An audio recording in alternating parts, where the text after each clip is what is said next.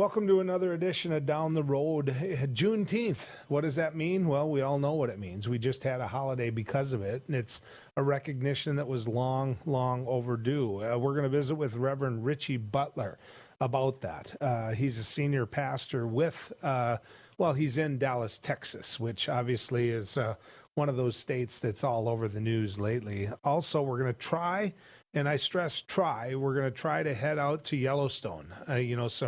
Some pretty heavy-duty weather out there, and talk to one of the meteorologists, Celia Hensley, about what's going on. How bad it is. Many of you looking at going out to Yellowstone. I know some of you have changed your plans based upon the fact that gasoline prices are so high, but Yellowstone is still, for us here, certainly in the upper Midwest, one of those destination spots that you feel you have to take your kids to, or in my case, the grandkids to. We've been looking at it. Don't know if it's going to happen this year. Basketball camp, hockey camp, baseball games, softball games, which, it's a good thing. That's a good thing. Grandparents can pout because they don't get access to the kids to do all the things that they wish they could do, but 1-800 get over it. If the kids are active, if they're staying, into their sports, into their games, it's a good thing. It's a good thing because that, in the end, will be something that makes you proud of your grandkids. Whether they're good at it or not, if they stay active, they're going to be better adults. And so Yellowstone, worst case scenario, I can send them pictures, right? But I did get to go to Yellowstone when I was young. I did get to go to the Black Hills and see Mount Rushmore and go to Medora and see how beautiful the Badlands are. And this summer, the Babe Ruth World Series is going to be held in Williston. And so I was hoping to take them up to that as well. I hope you do. I do. I hope that you do. I hope you get a chance to take them, meaning you and whoever's important in your life, up to Williston to that Babe Ruth World Series, because it's going to be cool. And I've been to Williston for a big tournament before, a national tournament like this, and they do it right. They really do it right. We're going to try to tie in with Dr. Thomas Ambrosio. I'm going to find out from the studio whether or not we have him yet. Guys, can we talk? All right. There we go. We can join in with him. Dr. Ambrosio, good to have you coming down the road with us. As usual. Okay, there, I've got you. So here's the thing that I've learned. Don't touch buttons in the studio. That's what right. I've done wrong. So it's totally on me, Doc. It really is. Dr. Ambrosio is a professor of political science at NDSU, and why we've called upon him many times here and on my radio show is because, number one, he understands the world. He understands the region of Ukraine and Russia, what goes on in the Slavic countries. Also, he's honest. He gives us his opinion. So, Doctor, where do you see the situation in Ukraine between the Ukrainians and Russia as we speak right now? Right now, what we see is that the Russians have focused their attacks or their military force in two areas rather than kind of attack the whole country almost at once. They're holding off attacks to the northwest of Crimea in order to secure that peninsula. So the Ukrainians are trying to push towards the city of Kherson in order to, essentially cut off Crimea. So the Russians are focused there.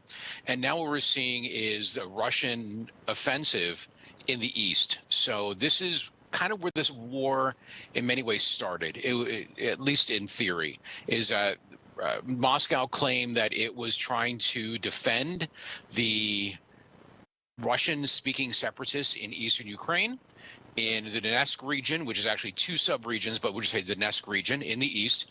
And now the Russians, rather than trying to take all of Ukraine, they've now decided we're just going to focus on this area right now. And they're being successful. The Ukrainians are now on the back foot rather than the Russians being on the back foot. The supply lines are easier for Russians to maintain. They're using heavy artillery, combined arms, and they are having success. Now, it's slow, grinding, grueling success, but it's still success nonetheless.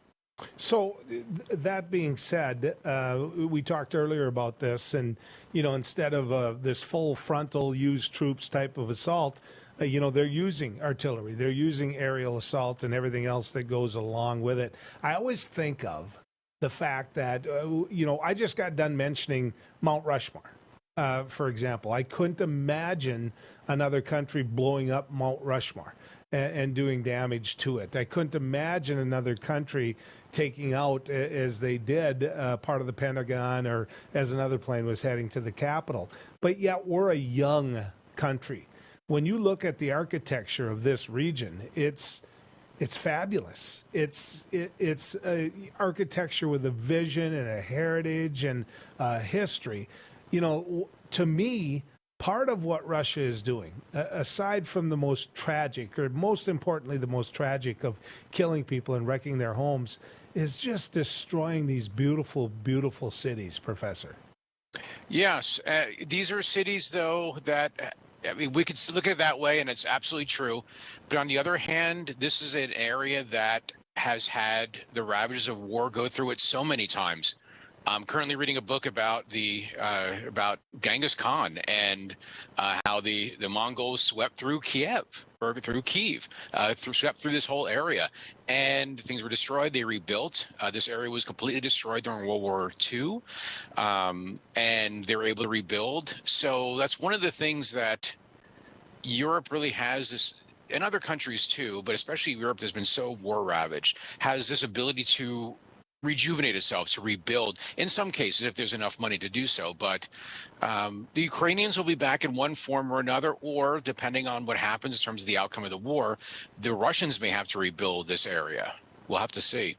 You said that Russia has Ukraine now on the back foot, where it was vice versa not that long ago. Describe to people why, more in depth. Yeah. Explain to people what you're seeing.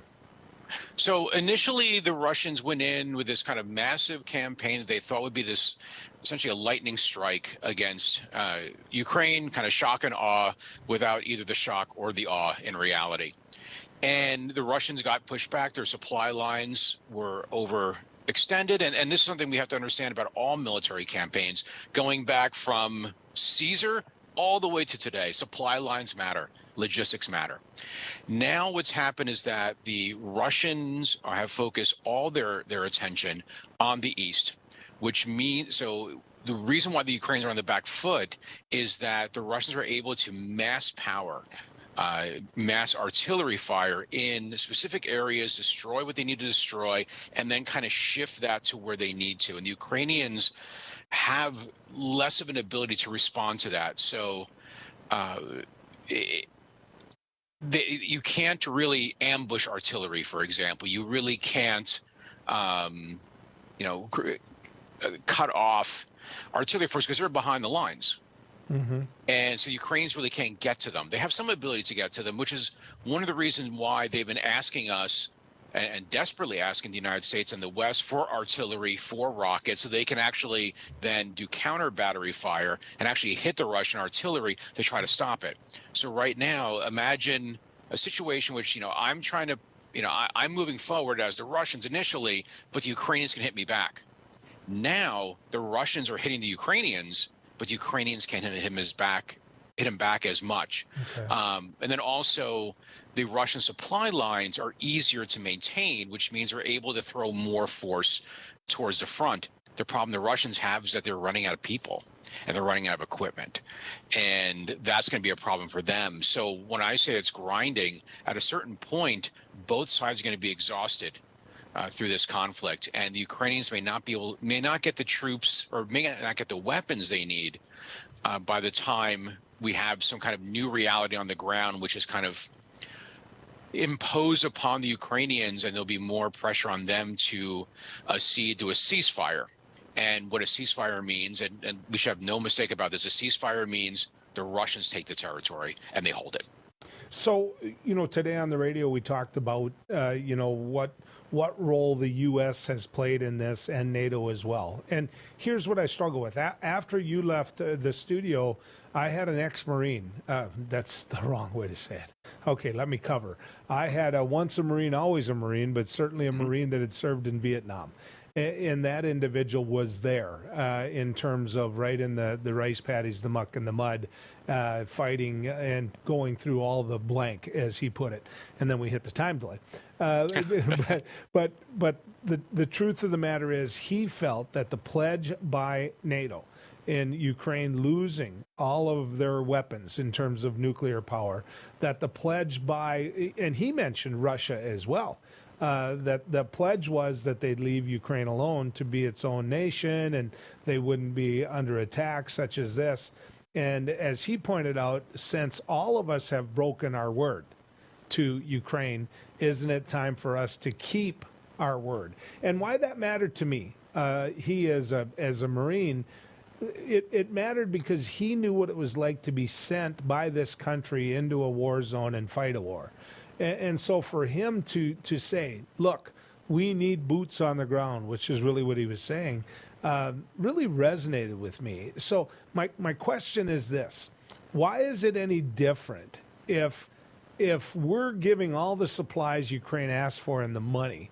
Why is it any difference for us being involved in the war versus us being physically there? That is actually a great question, because we are in an open proxy war with Russia. We are effectively at war with Russia, with the Ukrainians doing our fighting for us. So we should not, again, there should be no illusions about that. But then there are certain lines, and if we cross those, then the Russians will feel they have to cross another line. So if we actually send boots onto the ground in Ukraine, then the Russians will feel the need to have to respond in such a way that uses force against us. And then we're talking about a shooting war. Also, I really think the Russians, at this point, I think they think they're winning. And in many ways, I think they are winning, depending on what your objectives are. If we win in, then that tips the balance, because the Russians could never stand up to the United States and to the West. Well, really the United States, because most of the European militaries are, kind of just there. But if that happens, then the balance tips. So if you think you're winning, you'd have no reason to escalate. But if it balances the other way, then you may have more of an interest and incentive to escalate. And then that could cause a bigger war. And no one wants a shooting war between Russia and the United States. Neither the United States, nor Russia, nor the Europeans. And if the prospect of that even gets sniffed at, you'll see defections. The French, the Germans, and the Italians in particular, the three largest countries in NATO, other than the United States and Britain, they will defect. They will say, no, we do not want this war. The East Europeans are chomping at the bit because they feel the most threatened. But the West Europeans, minus maybe the British, because they've been real hardcore, the three on the continent, they would definitely defect, and they would say, no, we're not accepting this at all. Our conversation continues with Dr. Thomas Ambrosio, professor of political science at NDSU and an expert when it comes to the area of Ukraine and certainly Russia. Before the break, I said that, how does this end? I wanted to ask you how this potentially could end. But before we get there, I want to take a step back and reflect upon what we were fearful or what we thought in the beginning versus what we found out to be the truth. I remember the first time I interviewed you on this show about this. My fear was, and I wanted to get your take on whether or not China deals themselves a hand and whether or not China gets involved. And so you have NATO on one side and not just Russia on the other. You've got Russia and China. You said that that's unlikely. It's a world economy out there, and it turns out you were right. But could that potentially still happen? I think whenever this ends, however it ends, Russia and China will be closer together.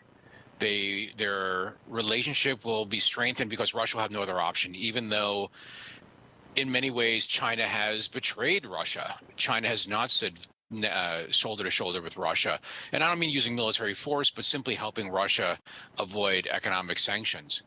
China was the main beneficiary of 9/11.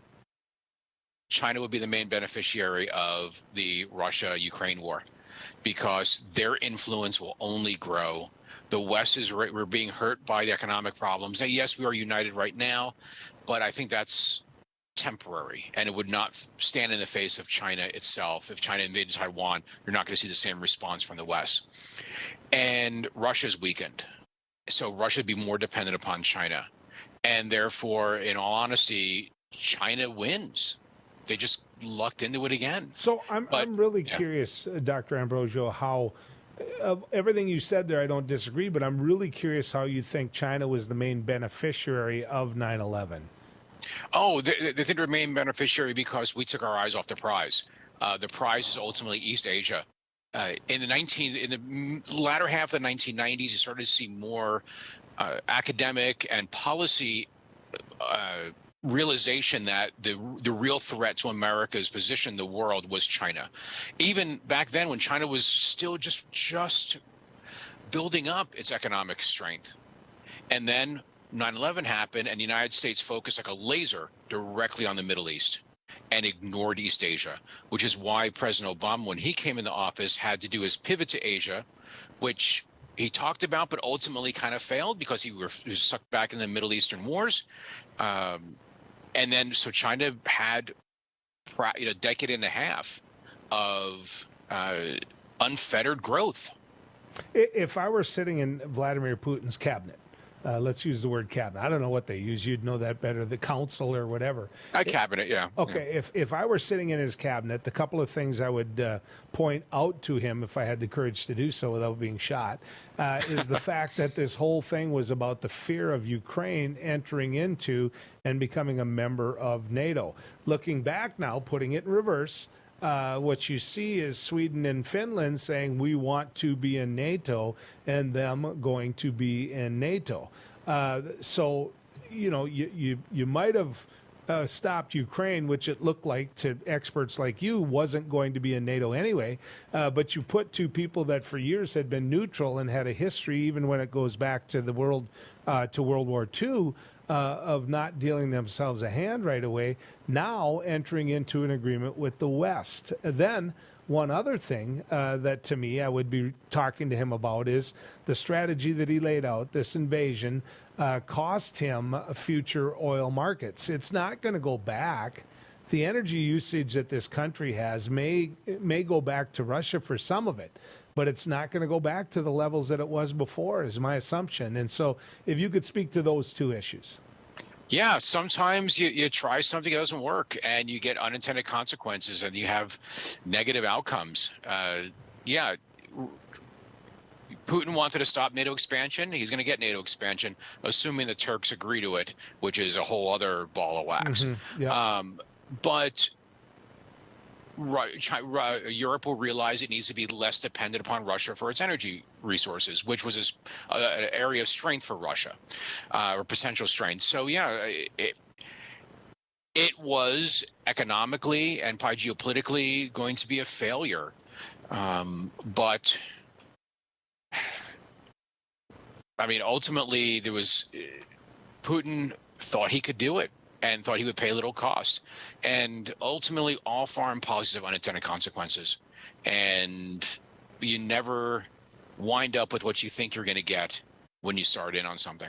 Somebody told me, on air, and I have friends that say the same thing. Yeah, I've got a lot of friends. I live in North Dakota, people that were wearing tuxedos in my wedding that are Republican, that are Trump supporters. And they mention all the time that they don't feel this invasion would have happened had Donald Trump been president. Your thoughts? I do believe that is correct, but I think it's not for the reasons they think it is. So the Republican line is largely that Trump would have been seen as strong enough to deter Vladimir Putin. And Putin would never have tried this under Trump. And Putin or Biden is weak, and therefore we're seen as weak, and therefore that's why Putin rolled the dice. Actually, I think the real reason, I think it's actually the outcome's the same, but I think the reasoning's different. Trump was always negative about NATO. He was always questioning NATO, and under no circumstances would Ukraine even get close to thinking about joining NATO under a Trump administration. It was off the table. Biden came into office and he talked about NATO. We're going to revitalize NATO. And part of this was his true beliefs. Part of this was to show himself in opposition to Trump. He's going to be the one who restore America's allies or America's alliances. And if that was relevant, and it may have been relevant, then that could have said to Putin, okay, I got to go in now because now NATO is back or potentially back. But then again, we don't know what the reasoning was. It may have had nothing to do with it, which is one of the strange things about trying to assume intentions or trying to assume hypothetical or counterfactuals, that we can't go back and change it. That's kind of one of the things I wish I could do in political science. I'd love to be able to run back history, just change one thing, and no, because it would actually solve a lot of our questions. Okay, we agreed on a word earlier today. The word is going to be emperor. I think that's the word we chose, right? And you now are emperor. You don't have to go through anybody but your own mind to resolve this issue and to find a conclusion to the war in Ukraine. What would Dr. Thomas Ambrosio do? I think it would be some version of what we have now. Unfortunately, that means that Ukraine is going to have to give up territory. They're actually just looking at an article right now on CNN. A State Department official you're already starting to see the administration starting to prep people. That it was saying that an unnamed high-ranking State Department official saying that Russia will not go back to the pre-war status quo, and I think that's a reality. Russia was successful enough that if I was to resolve this somehow, honestly, it would wind up being in Russia's favor, but it's not a good situation. It's not something that is just, but international politics and international law is oftentimes a balance between peace and justice. Mm-hmm. And in a perfect world, we'd have both. Okay. But we don't live in a perfect world. And peace may be more important, if only to stop the inevitable, which appears to be the case, that Russia is going to get at least some of what it wants. Okay. Dr. Ambrosio, we reserve the right, as I've told you many times, sounds good, to call you back. Thanks for joining us.